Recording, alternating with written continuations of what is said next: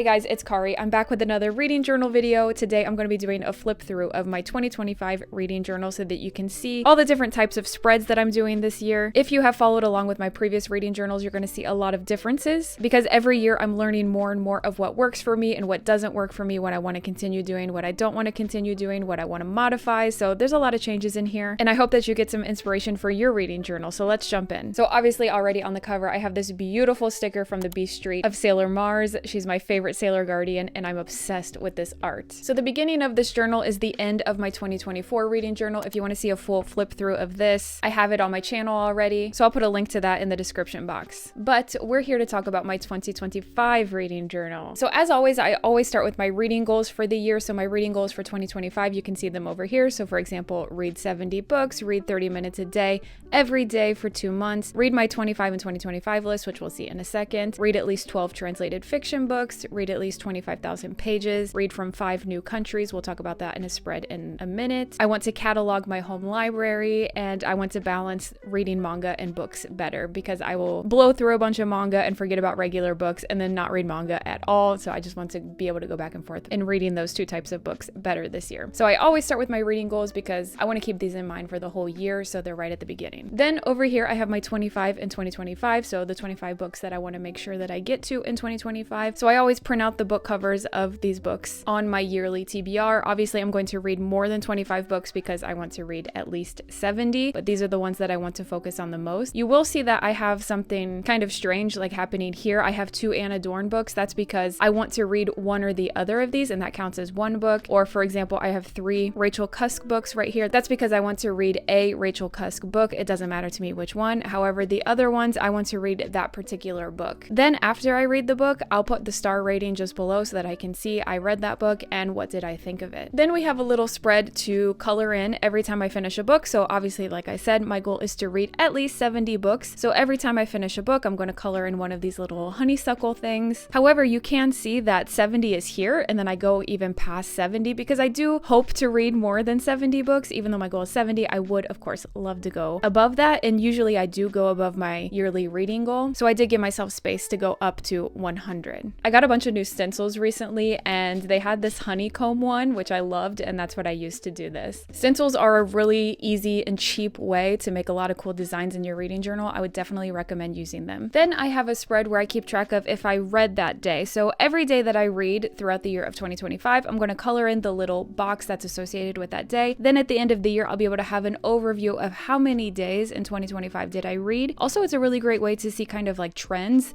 You know, I typically read the most in the winter and I read a lot less in the summer, and then I pick back up again in the fall. So it's really interesting to see those trends reflected in these types of spreads. This is my 2024 spread for this same statistic. So you can see I really changed up how I did it because I found that the dots were kind of hard to get a good reading on, just like a quick visual. Whereas I've done this type of grid spread before and this really helps me visually. So that's why I decided to do it in this format this year. And so we'll see this format a few times actually. So this one, like I said, is just if I read at all that day, even 5 minutes, I can color in the box.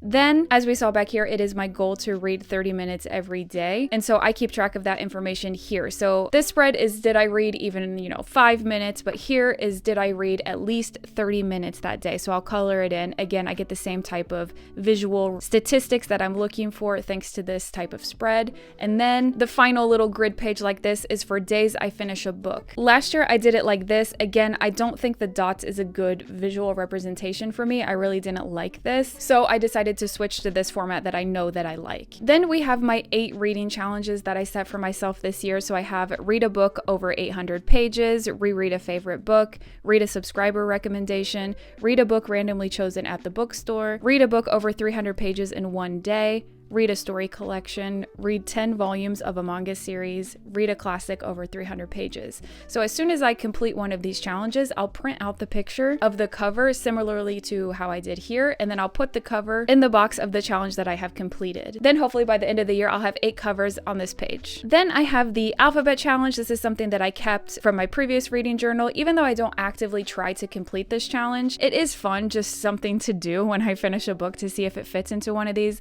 Last year I didn't didn't complete all 26 letters, but it's just something fun to do, something to fill out in my reading journal because I just love any excuse to fill out a spread. Then over here is where I keep track of how many books did I read per month. So every time I finish a book, I go to that month and I fill in a little box to indicate how many books that I read. Again, this is a really nice visual to see, okay, what are the trends in my reading? When am I most likely to finish a book? This is just a really nice visual way to see that information. Then we have a spread with a lot of information on it, actually. So this is a table. I'm not coloring the boxes. This is something where I'm inputting information into each box. So for example, in January, I'll put how many books did I read in January? I'll put the number. So say I read 9 books in January. I'll put a 9 here. How many pages did I read in January? I'll show you how I keep track of this information in a later spread because all of this information is kept track of in later spreads, which I'll show you. And then I kind of bring that information up to do these yearly spreads. If that's confusing, it's okay. You'll see what I mean in a few minutes. So how many pages did I read in January? How many hours did I read? How many of the books that I read were fiction? How many were nonfiction? How many were originally published in English? How many were translated to English? How many were manga? How many were a reread? How many were on my 25 and 2025 TBR? Which genre did I read the most? How many different countries did I read from? What is the average age of the book that I read? So like the year that it was published. How many days of that month did I read? How many days did I read for at least 30 minutes? What is my average star rating? How many 5 stars did I have? How many books did I buy? And then I have a few statistics just for my YouTube channel. So how many subscribers did I get that month? How many videos did I publish? How many shorts did I publish? So at the end of the year, this is going to be filled out with a bunch of numbers and statistics, and I'll be able to compare month over month for any statistic that I'm looking for to compare months. Then I have my monthly star ratings. So at the end of every month, I'll be able to add up, how many 3-star ratings did I have? Then I'll put that number there. How many 4 stars did I have? I'll put that number there. And so I'll just be able to have a nice overview of which months did I have, the most 4.55 stars, which months did I DNF the most, whatever. That's what this spread is for. And then over here, I'm keeping track of the books that I do not recommend. Basically, it's a list of the books that I did not like this year. And, I'm not going to be recommending them on my channel, for example. I'm not going to be recommending them to my friends, just, to have my least favorite books all together in one place, just so I remember which books I didn't like the most that year. Then on this page, we have my 2025 bracket. So every month I'm going to be choosing my favorite book, and then it will go into this bracket to compete against my favorite books of all the other months. And then at the end of the year, I'll be able to see which book is my favorite book according to the bracket. Now, last year I did learn that this is not a good representation of all my favorite books of the year because sometimes I would read a lot of good books in one month. For example, last year in November, I had so many 5-star reads in November, but I could only choose one book to represent November. And some of those other 5-star books I liked more than favorites from other month. So this really isn't representative of my favorite books of the whole year, not at all, but it's just a fun activity to do in your reading journal. And in the end, my favorite book of the year actually did win the bracket. So I guess that's the most important, but it's not these are not my favorite books of the whole year. So it's not really representative, but it was still fun to do. Then this is where I do keep track of my favorite books. So all the books that I gave 5 stars that were my favorite, I put the printed book cover into one of these boxes. And if you've seen my previous reading journal videos, you'll know the Velcro system that I use.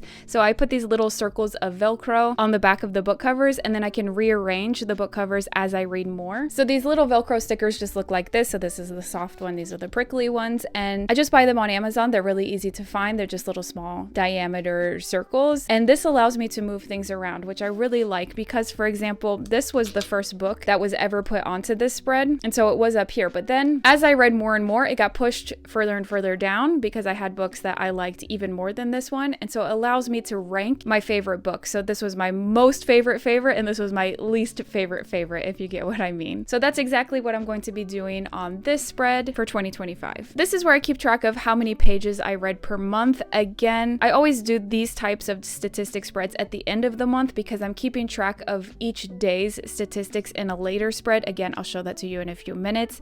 And then I come back to here to fill out the information. So this spread is just my overview so that I can compare month to month because I am trying to reach at least 25,000 pages this year. So this is going to help me keep track of where am I in that goal. Then I have this page that's going to keep track of how many pages were in each of the books that I finished. So for example, if I finish a book that's 425 pages, okay, I'll go to here, it's 401 to 450, and I'll color in one of these boxes. Then at the end of the year, I'll be able to see, okay, what are the trends? Am I more likely to read, a book between 0 and 500 600 pages or a book between 501 or over 800 pages. You know, it's just fun to see the statistics of what type of books am I picking up. This is like a double line graph spread where for each month I'm going to be putting a dot of how many books did I read that month, and then another dot for how many pages did I read that month. And then I kind of have two line graphs going at the same time. Again, this is just another easy way to compare month to month what my reading is doing, how many pages I'm reading. Also, you know, if I'm reading a lot of manga, the page number might spike in that statistic, but the number of books itself is just staying an average number. You know, just little things like that that you can notice in this type of spread. Then similarly to the pages read per month, I have hours read per month because yes, I time myself every time I read. I use the app Bookly for that. We'll talk about that again later in the daily statistics and the daily spreads a little bit later. And then I use that information to come back and fill this spread out at the end of the month. Then I have this spread for genre of book. So every time I finish a book, I'll come here and fill in a little box of what genre was that book. So for example, if I read a horror, I'll come here, I'll fill in the little box.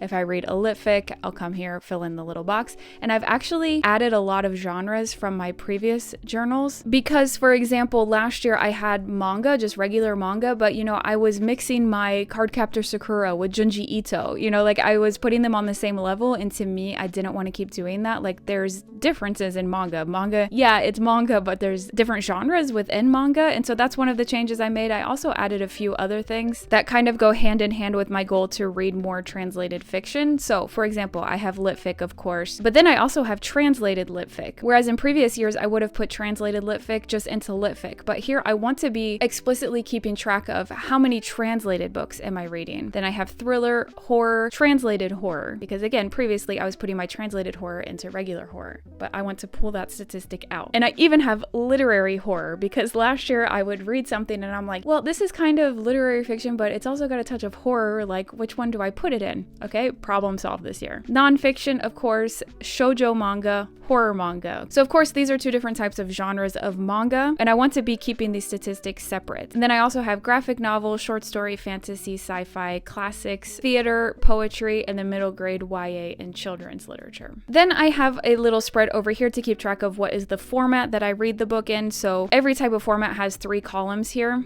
like this, okay?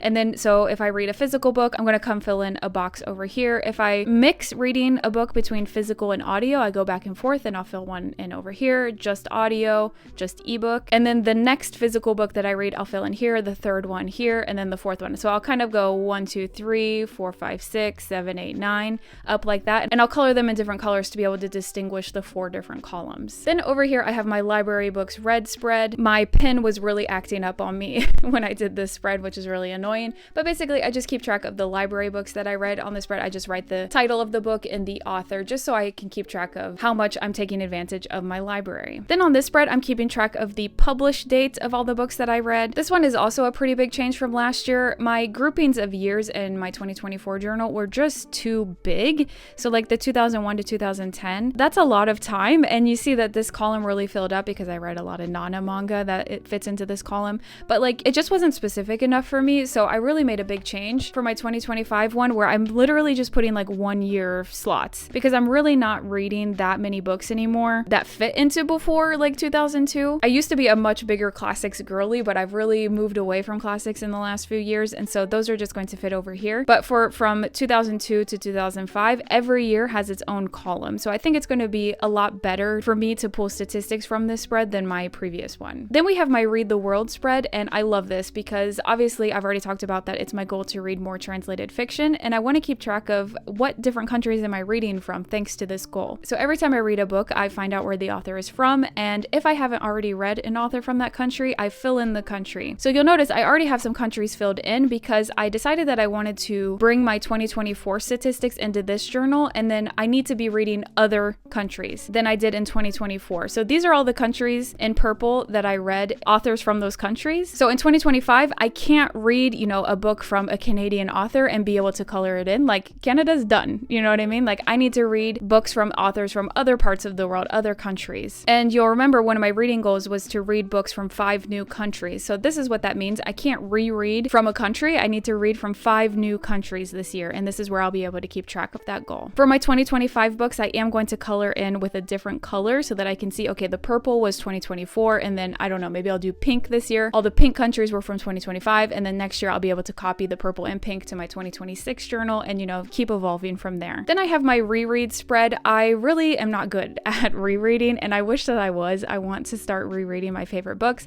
So this is a spread to help encourage me to reread more often. I will print the covers and put them here when I reread something. So hopefully this will encourage me to reread more often. Then over here is where I'm keeping track of my 2025 ARCs. So ARCs are advanced reader copies, you know, books that are sent to book reviewers early so that they can read them before they come out. And I've already received 6 2025 ARCs this year, which I'm so thankful for. Thank you so much to all of these publishers, by the way. So I've already put these books here because these are already books that I've received for 2025, and I'm so excited to read them. Then we have my manga spread. This is obviously where I keep track of all the manga that I'm reading. I have a section for every series that I own books for it. So if you see something represented on this spread, that means I already own books in this series. And then I haven't done this yet, but I'm going to color in the box once I read the volumes. I read all of Sailor Moon in 2023, so I am going to have to go through and update this because it's not updated at all, because I've read all 10 Sailor Moon volumes, so I'll go through and color those in. I've read 1 Sailor V volume. I've read 19 volumes of Nana, you know, so just to keep track of where am I at in my manga series, because it can get pretty overwhelming with manga. A lot of them have a lot of volumes, and you'll even notice for Yona of the Dawn, I think they're up to like, I don't know, like 44 volumes or something now.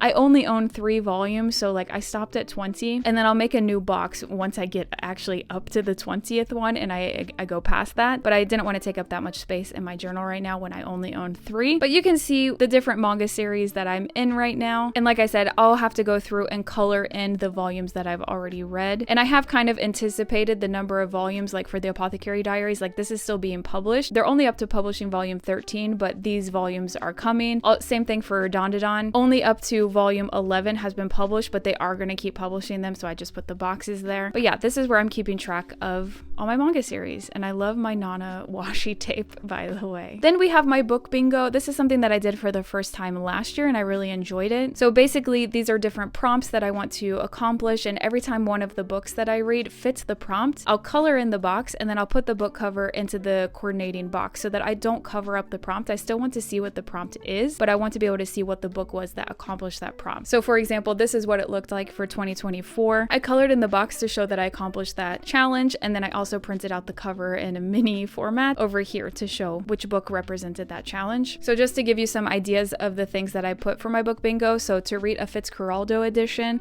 this is a publishing house that I really like, a book that was adapted to a TV show, a 2025 release, a book that features a dog, a book that's set at a university, a fantasy book because I don't read enough fantasy, my 3rd book from an author, a book from the Booker long list, a multiple POV thriller, a Women's Prize for Fiction long list, a Women's Prize for Nonfiction long list book, a last book in a series, a book with an unreliable narrator, a multimedia book, a memoir, a debut author, a book that I've owned since before 2020, a book about motherhood, a book that's been adapted to a movie, a book about grief, a nonfiction about Japan, a book from an author from Oceania, an ARC, a book from France, and an International Booker long list book. Then we have a spread where I keep track of my top 12 books from January 1st until June 30th, and then this locks in, this top 12 locks in, and then I kind of start over, I copy paste my top 12 over here to go from July 1st to December 31st, and then over here is where I end up with my top 12 books of the whole year. So just to kind of give you an idea of what I mean, these were my top 12 books for the first half of the year, so like my mid-year book freakout tag, top 12 basically, but then I copied all of these books over here starting July 1st, and then I kept going. So like these books didn't move after June 30th, but then as I read more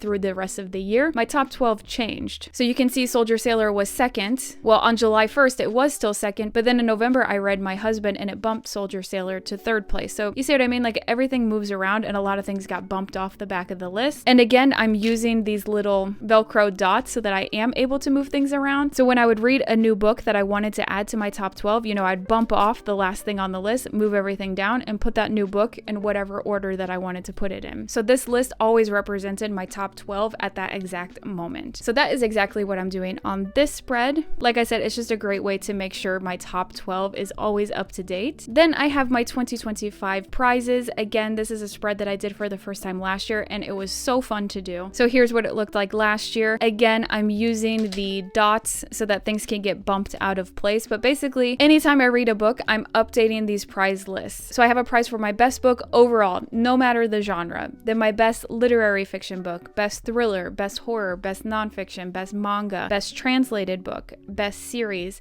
best book under 200 pages, best 2025 prize book. So like a book that was nominated for the Booker or the International Booker or the Women's Prize. You see what I mean? The book that made me cry the most, my new favorite author, my favorite character. So I would still put the picture of the book, but like my favorite character is in this book. My longest read, so the book that took me the longest to read, the oldest book that I read, the book with my favorite cover that I read, the biggest disappointment that I read, and the worst book that I read. Again, like I said, I'm using the Velcro stickers so that I can constantly be changing this. You know, maybe I read a thriller and I'm like, yeah, that's my best thriller of the year so far. But then a few weeks later, I read another thriller. Okay, actually, this isn't my best. I'm going to put that book here. Then we have the spread to keep track of just all the books that I read. I like to keep track of visually which books did I read and what was the star rating. So after I read books, it ends up looking something like this. I just keep track. You know, I put the number up here of which book in the year was it. I put the book cover and then I put my star rating just below. So this is just a really nice visual way to see what books did I read in the year. It's easy to flip through and quickly see. And also if I forget what a rating was that I gave a particular book, it's easy to flip through and see, oh yeah, I gave that book 3.5 stars. So here I did something a little bit different, that I cut off this part of the page to kind of make it like from here to here. These are all going to be visuals of books that I read.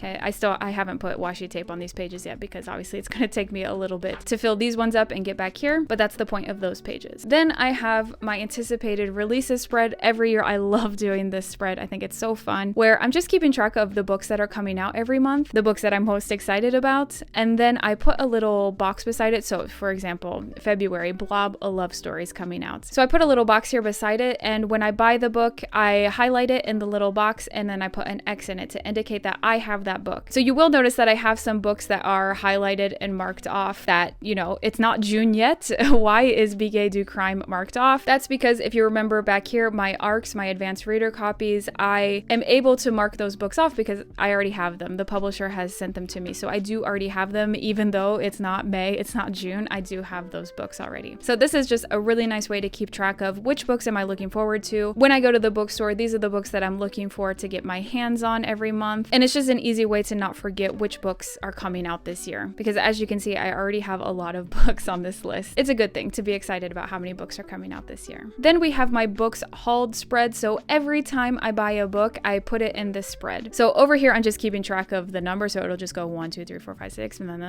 so I can see at the end of the spread, you know, how many books did I buy in 2025. And then over here, I'll put an X once I read the book. Then I'll put an X here after I have put that book in a book haul on my channel. It's just an easy way for me to keep track of which books I've already told you about. Then I put the date that I bought the book, the title of the book, and how much did I pay for the book. I do live in France, so it's in euros. So in the end, it will look something like this. This was my 2024 books hauled spread. So you can see I literally keep track of every single book that I buy throughout the year. And so you can see that in 2024, I bought 122 books. And then at the end of the year, I can keep track of stats, you know, how many books did I buy? Did I actually read? How much did I spend on my books? It's just a really interesting way to look at my book buying habits. Then we have a new spread that I'm trying. I was really inspired by the end of last year. There were so many lists, like what are the best books of the last X number of years, you know? And of course, I didn't agree with all the lists. So I was like, I should make my own list. And so I did. I made this little spread of the best books of the last 35 years. So I made a box for every year of the last 35 years, including 2025. And then I put the book that I think was the best book, at least that I've read, for each year. So obviously 1992, the best book that came out in 1992 is The Secret History. I don't think that will ever change. If you don't know, that's my favorite book of all time. So of course I have to put that for the best book of 1992, the best book of 2000, of course, House of Leaves. You know, I don't think that that's going to get beat out, but just in case it does, again, I'm using my Velcro stickers so that if something ends up beating House of Leaves, it's not going to.